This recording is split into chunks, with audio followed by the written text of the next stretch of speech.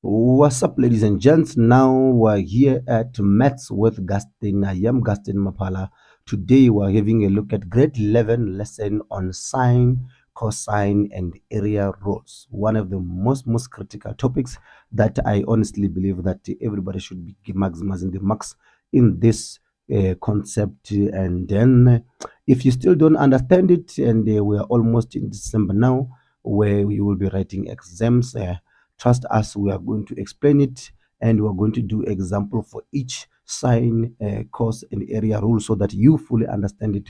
When should you apply this question, and also when they are bring them in a question where they are mixed together. Okay, so let's get down to business of the day. Today, let's start by discussing concept number one. It's gonna be the sine rule. Okay, so the sine rule basically, let's say you are given a triangle. You are given a triangle.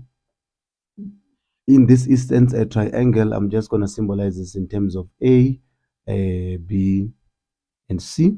And therefore, you've got an angle here at A, you've got an angle there at B, and then you've got an angle there at C, rather. Okay, so this is what is given to us here. And therefore the distance from AC is going to begin by small letter b, from BC is going to be given by A, and then from AB is going to be given by a small letter C. All right, so now how does a sine rule? A sine rule says for each and every dimension or length divided by, if you divide it by, excuse me guys, if you divide it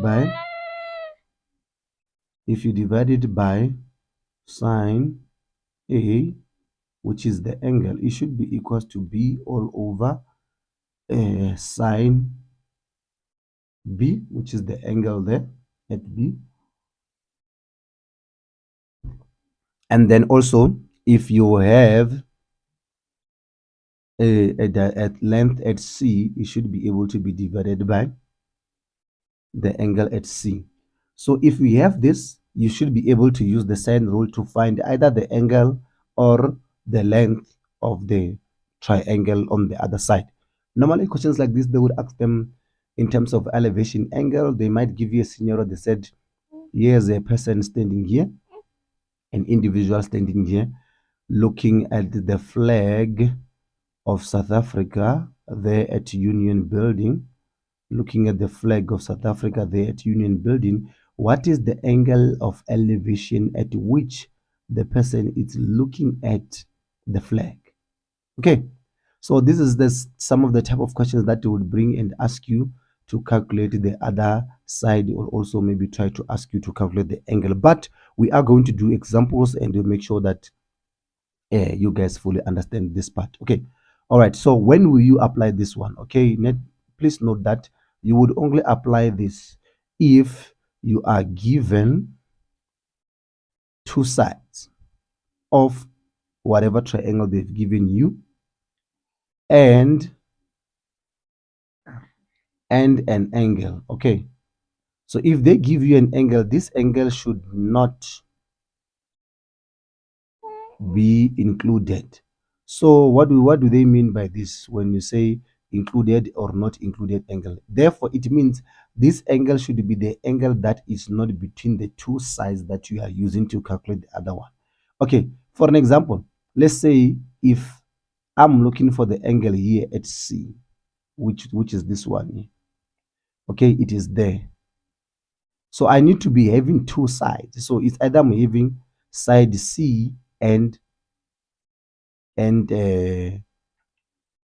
let's see, side C and B. Okay, so it should not be the angle that is between. So in other words, your sides should not form a V with the angle, because you've got side A and B, and then angle C is here. So therefore, this is an included angle. When it's like that, this is included, so it should not be included. So it means you must use rather this side here, which is C and A, or use a side of B and C. Okay, therefore, if it's B and C, you can use this and that, but you cannot use this and this, A and B. Okay, all right. I hope you guys understand, but if you don't, we will explain it much better when we're doing example. Okay, so the other thing that you can do here, you can use this equation if you are given two angles, if you are given two angles and one side and one side. Okay, one side, so it could be any side, it could be any angles that are given. You can be given angle A and angle B and then side A, or the other way around. You are given A angle, you are given side A, which is this one, angle A, or also angle B, then you should be able to calculate side B.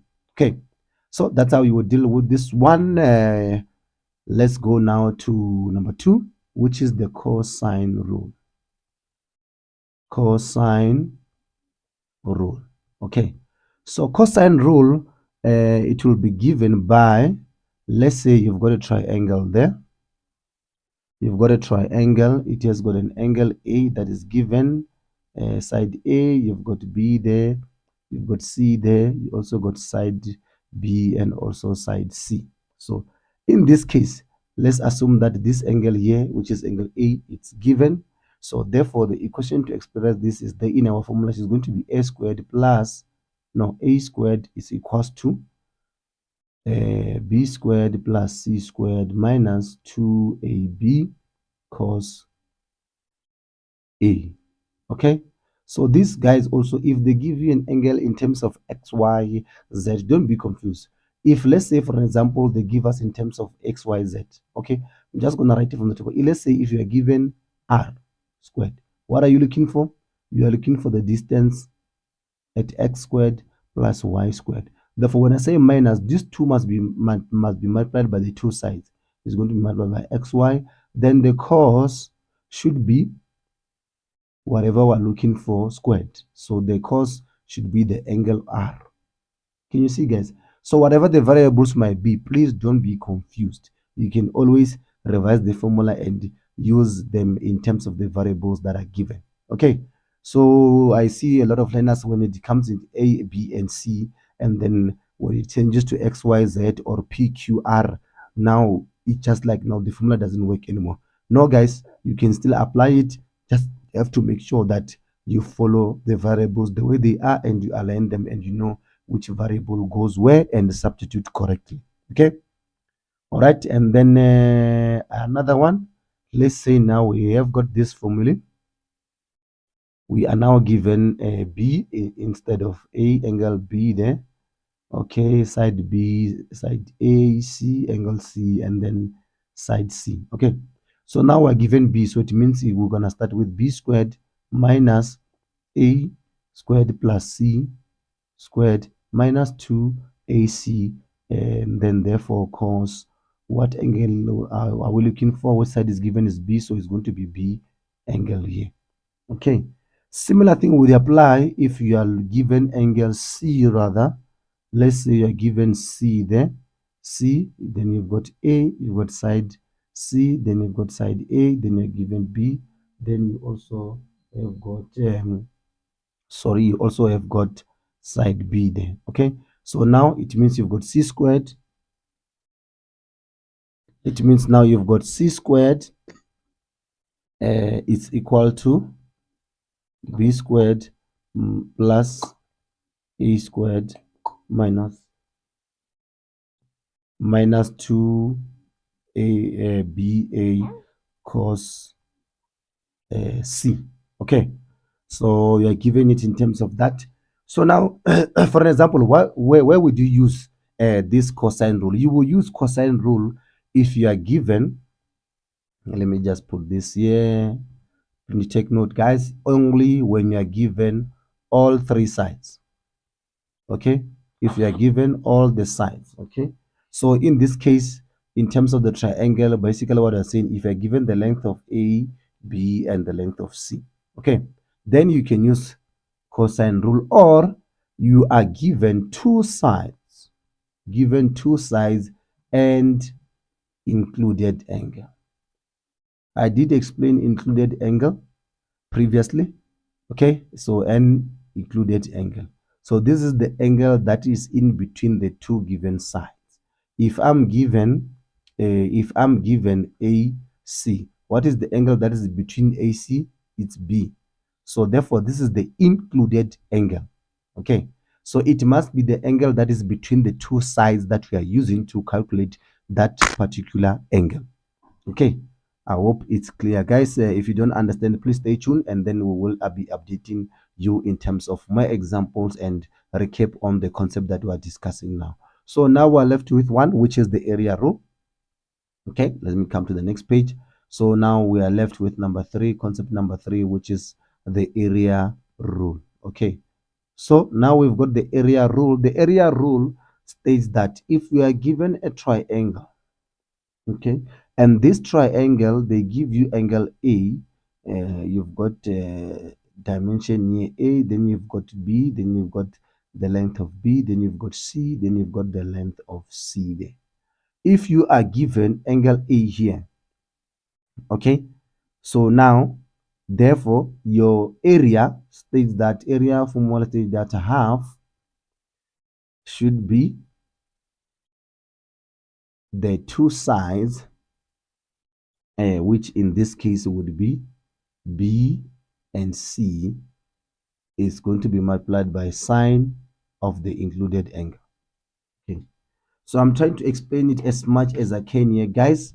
What did I say? I said if you are given an angle, you should say half multiplied by the two sides, né? Which is B and C, and the included angle. This is referring to the included angle.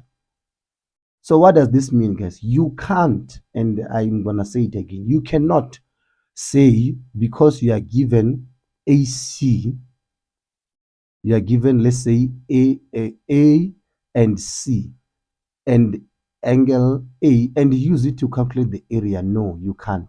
This should be the included angle. So for an example, if you're going to use AC, let's say in this case you are given AC, okay? You are given A, and then you are given angle C, dimension, length of A. Oh no, this is B. Okay, okay, let me remove that. Okay, there you go, I got it. Okay, I got it. I did remove that. So you are given here C, and then C, and then for some reason you are given angle B rather. Okay, let me explain it in this way. So now, okay, this is B. So you can't and now say no, you're also gonna use angle A. No, you can't, because you are given two sides. You are given a C and A and angle B. So therefore your area should be equal to half the two sides that are given, which is AC, sine the included angle here between these two sides is B. Okay, and therefore similarly you should have say you are given C. Okay, you are given angle C. I'm not going to write the other variables there.